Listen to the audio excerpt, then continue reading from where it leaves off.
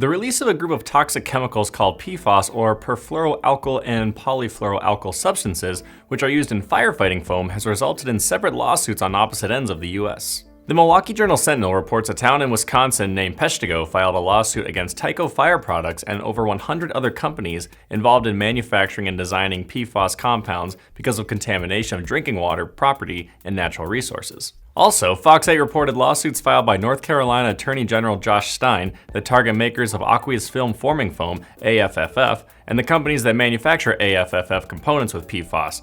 3M, Chemours, and DuPont were listed.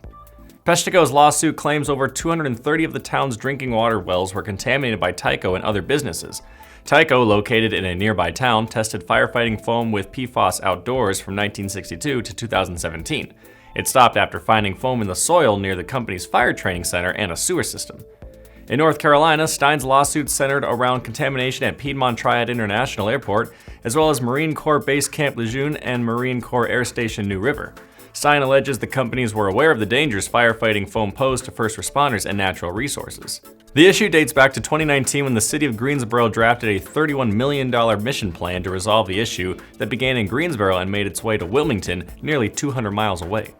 PFAS, which contain perfluorooctanoic acid and perfluorooctane sulfonic acid, are known for its resistance to water. The firefighting foam is mixed with water and sprayed to extinguish fires, but the chemicals can be ingested through drinking water, and its lasting compounds stay in the environment and body over time. Health issues connected to PFAS exposure include types of testicular and kidney cancers, altered hormone regulation, and harm to the immune and reproductive systems. The EPA warns of perfluorooctane sulfonic acid concentrations greater than 0.02 parts per trillion. However, groundwater samples at PETI Airport measured concentrations of up to 8,000 parts per trillion. I'm Nolan Beilstein, and this is IEN Now.